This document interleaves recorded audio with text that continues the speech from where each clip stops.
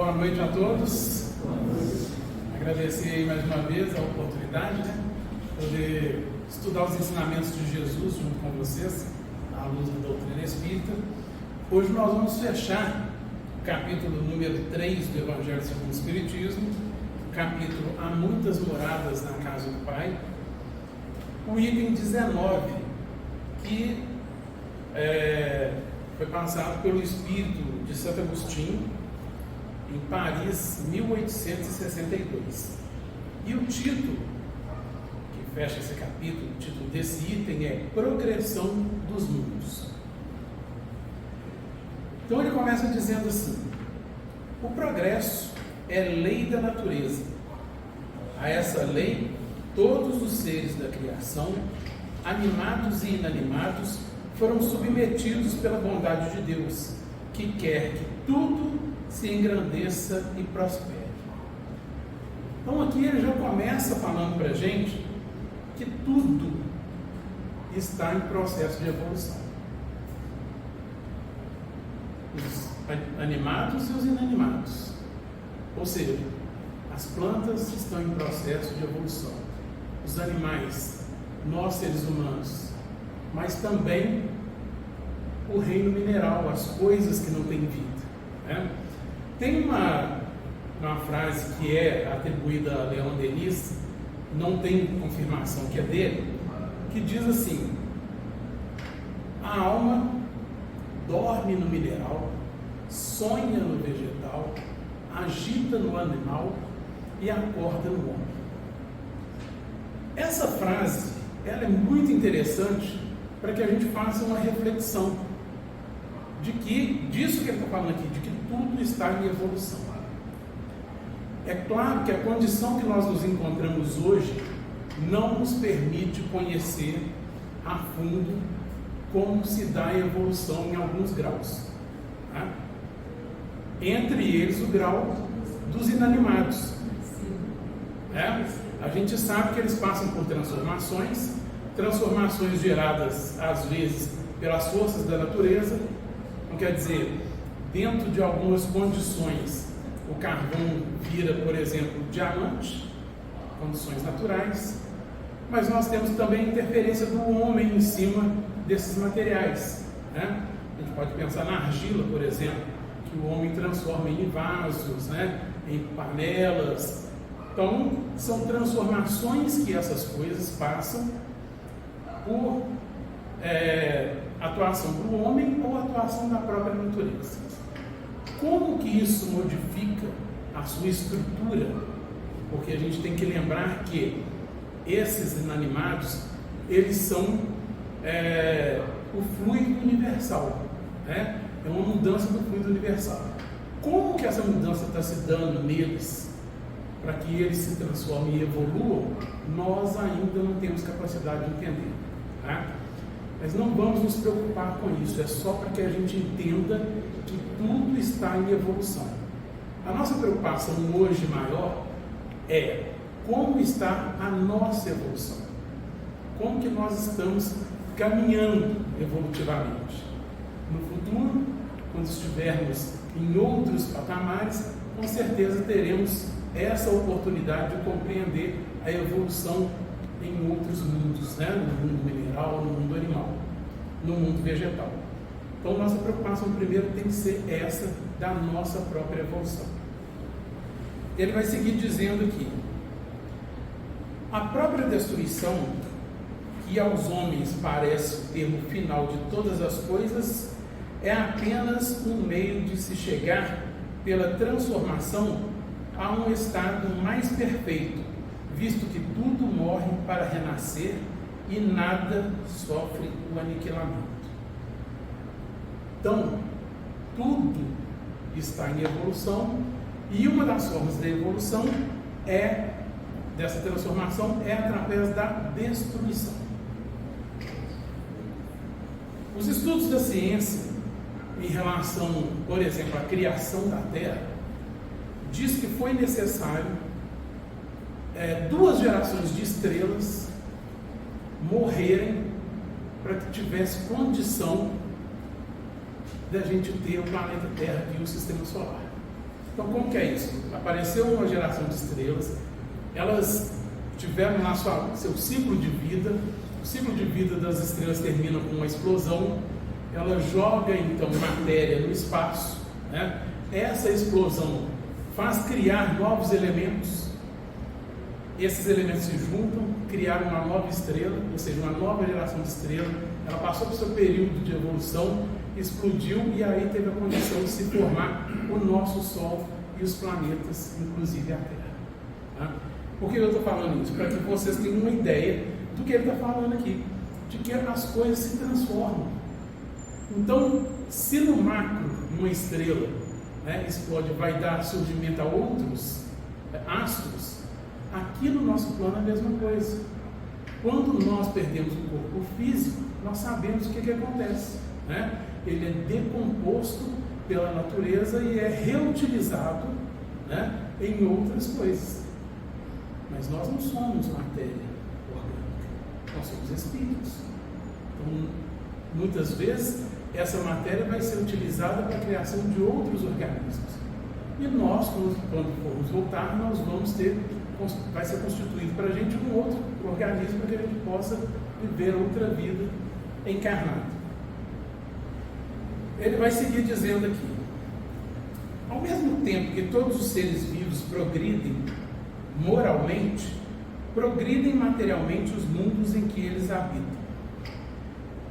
Quem pudesse acompanhar um mundo em suas diferentes fases, desde o instante em que se aglomeraram os primeiros átomos destinados a constituí-los, vê-lo-ia a percorrer uma escala incessantemente progressiva, mas de degraus imperceptíveis para cada geração, e a oferecer aos seus habitantes uma morada cada vez mais agradável, à medida que eles próprios avançam na senda do progresso. Aqui, ele está chamando a atenção para duas coisas que eu achei bem interessantes.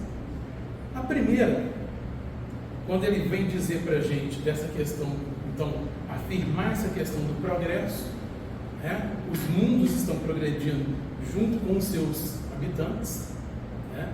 Então é isso que nós estamos vivenciando hoje, né? A transformação da Terra de um estado de prova e expiação para a regeneração. Isso é o quê? Isso é evolução, né? É isso que nós estamos neste período. Então, quando ele diz isso aqui, a gente tem que lembrar que assim, a Terra, ela tem aproximadamente 4,6 bilhões de anos. É um número, desde a sua formação, é um número que a gente não tem muita capacidade de compreender, de tão grande que é. Mas é importante a gente ter noção dessa grandiosidade, para que a gente possa entender esse processo evolutivo.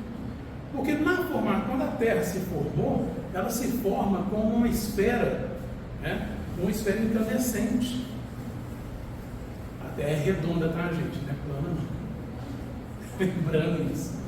Então, é uma esfera incandescente, que com o passar do tempo, a parte de cima, onde estão os materiais menos densos, começa a esfriar e criar crosta.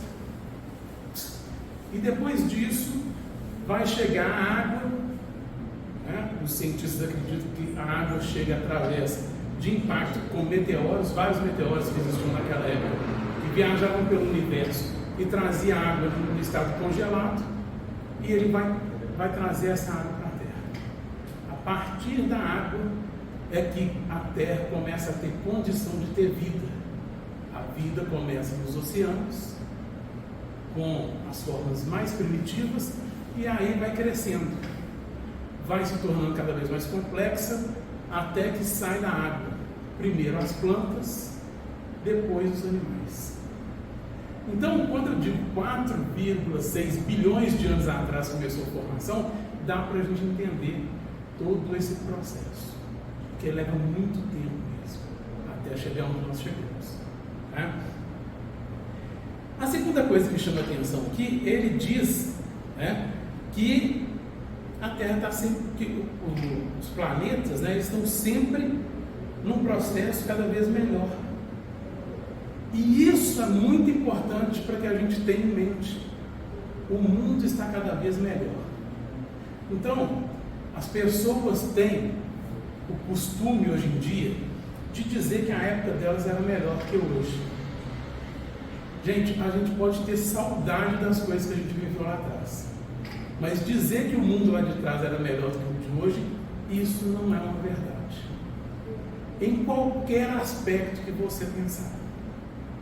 Muitas vezes a gente pensa nessas coisas porque a gente lembra lá da nossa infância, quando a gente não tinha muita preocupação com as coisas. É muito bom viver dessa forma, né?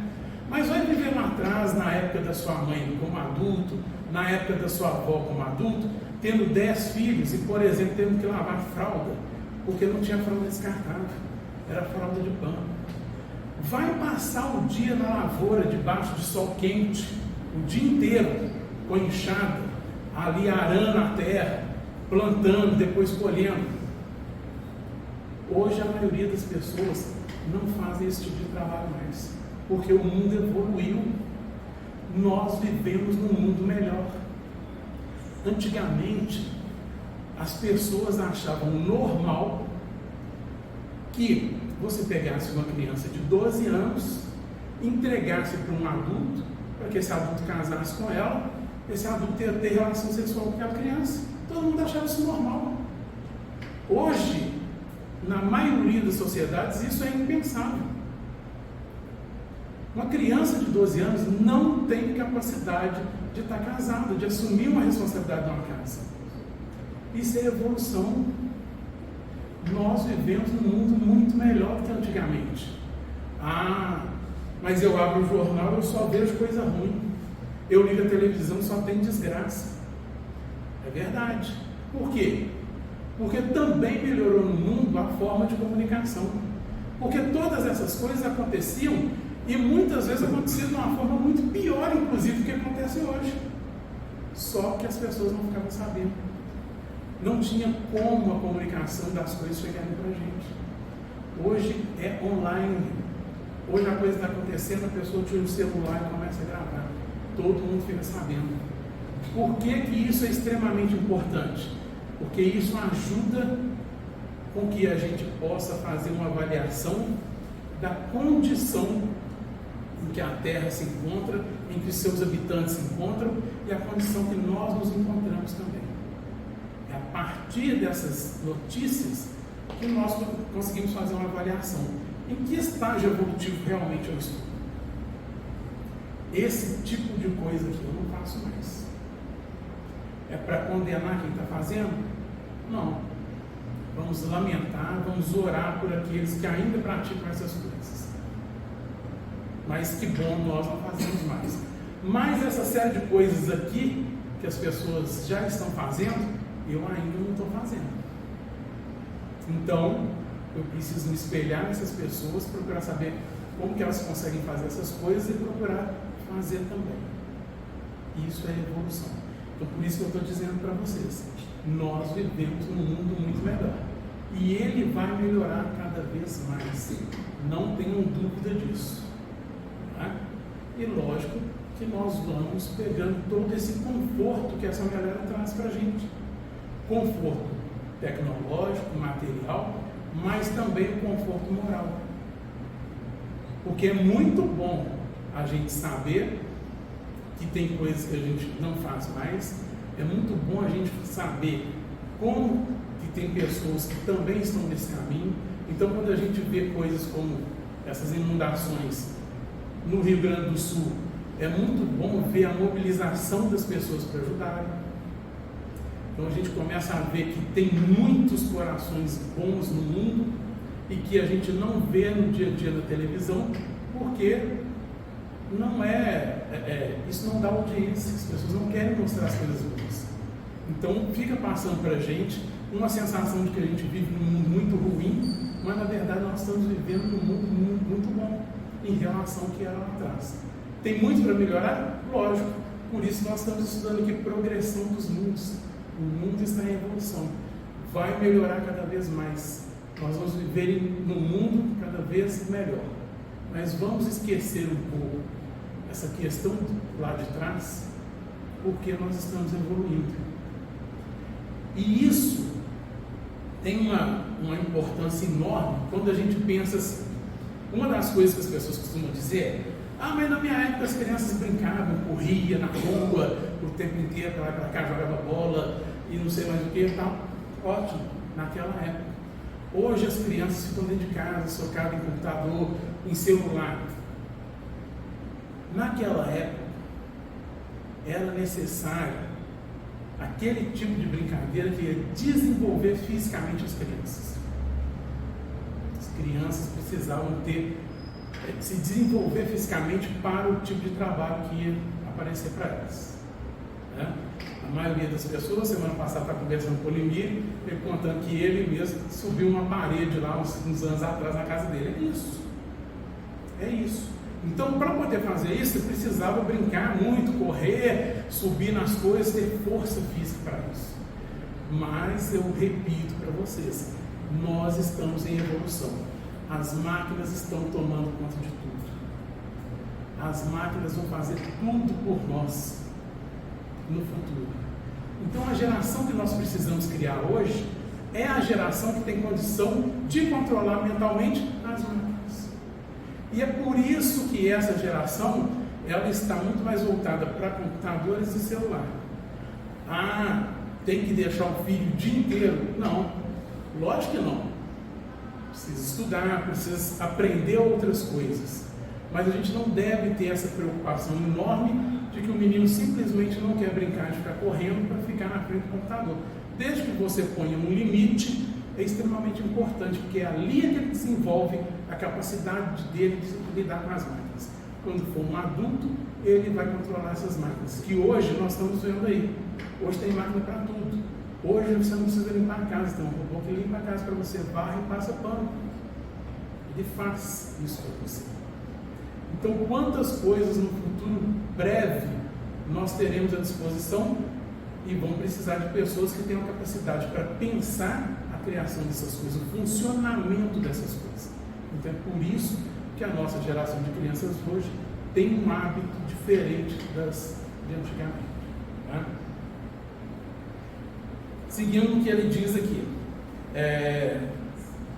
marcham assim paralelamente o progresso do homem, o dos animais, seus auxiliares, dos vegetais e da habitação, porquanto nada em natureza permanece estacionário. Então, é isso, está tudo evoluindo. Tudo passa por evolução. Tudo tem um começo, tudo vai ter um fim. Inclusive a Terra, que eu falei lá no começo, que tem 5,6 bilhões de anos, existe uma estimativa de que o fim dela ocorra aproximadamente daqui a 4,5 bilhões de anos. Mais um tempo impensável. Mas a gente pode começar a pensar uma coisa a partir desses dados. Se isso estiver próximo da realidade, porque são estudos, né, que são feitos, mas eles não são comprovados cientificamente. O que a gente tem? A gente tem uma Terra que está na metade da sua idade, praticamente. Viveu metade da sua idade. E na metade da sua idade, a Terra passou por dois estágios. O estágio do mundo primitivo e o estágio do mundo de provas e expiação, do qual ela está saindo nesse momento, para entrar no terceiro estágio. O que a gente pode deduzir daí? Ela vai ter mais a outra metade da vida para percorrer 3 estágios: mundo de regeneração, mundos bons e os mundos celestiais.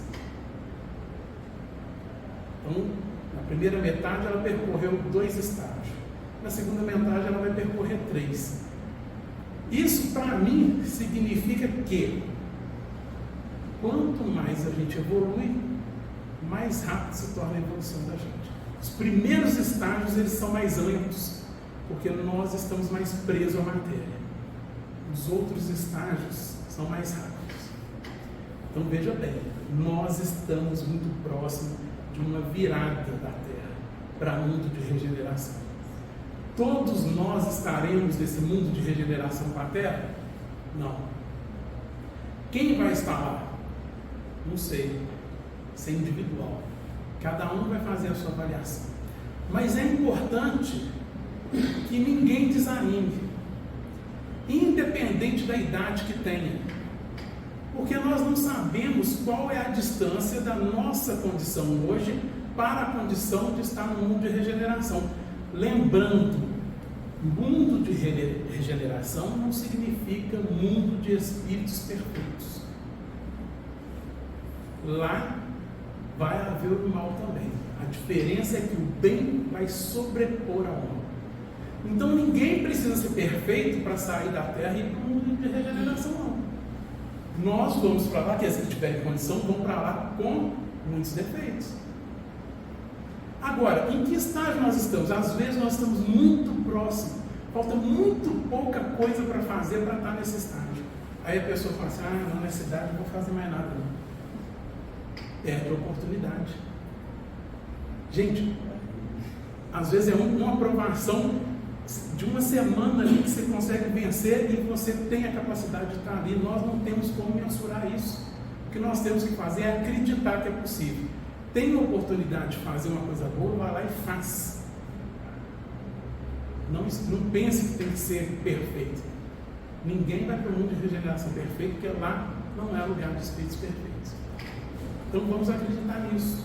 Quando chegarmos no mundo de regeneração, todo esse sofrimento que a gente passa, toda essa dificuldade de vencer essas etapas, vai acontecer com a Terra.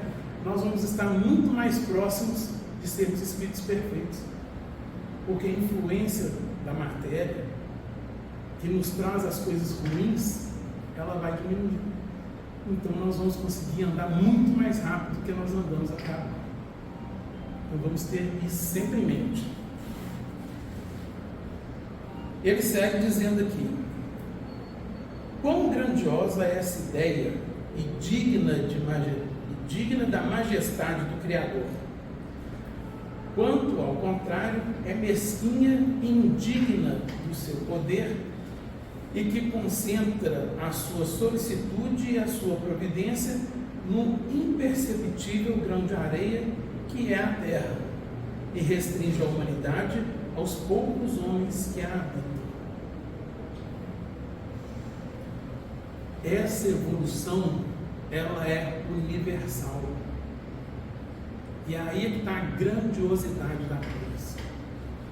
O fato de não poder ingressar nesse primeiro momento no mundo de regeneração com a Terra, não significa que nós vamos estar alijados. Nós vamos para um outro planeta. Assim como aqueles que chegaram no estágio de regeneração antes da Terra, não iam ficar aqui esperando a Terra entrar nesse estágio. Foram elevados a planetas que já estavam no estágio de regeneração. Então a humanidade, ela é universal. Nós compartilhamos a humanidade com o universo inteiro.